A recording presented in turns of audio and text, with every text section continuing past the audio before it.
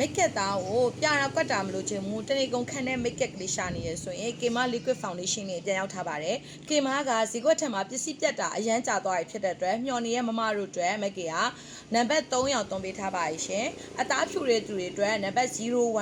ပြီးတော့အသားလက်တဲ့သူအသားညိုတဲ့သူအကုန်လုံးသုံးလို့ရဆို OF color လေးပေါ့နော်သူကတော့အဝါပေါက်ပြီးသွားရင်အသားညိုတဲ့သူတွေအတွက်တော့02 color လေးအယောင်3ယောင်ရောက်ထားတယ်ဆိုတော့သူက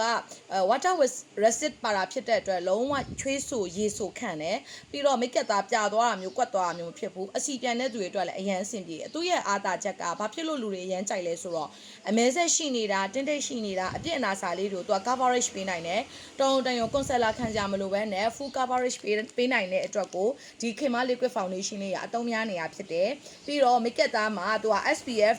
30အထိပါတာဖြစ်တဲ့အတွက်လည်းသူကလုံးဝနေအောင်ကြည်တန်းကိုလည်းကာကွယ်ခံနိုင်တဲ့ဟို sun cream အာနိသင်လည်းပါတယ်ပေါ့ဆိုတော့လုံးဝကို daily ပေါ့ပပပဲလိမ့်မလားပွဲတက်ဖြစ်ပဲလိမ့်မလား make up သားပြတာကွက်တာလည်းမလို့ချင်ဘူးဈေးတနာတွေကရှာနေရယ် sensitive skin သမားတွေအထိသုံးလို့ရတဲ့ဒီ Kema foundation လေးတွေအယောင်3ယောင်မကင်နာမှာပြန်ပြီးတော့ဝယ်ယူအားပေးနိုင်ပါရှင်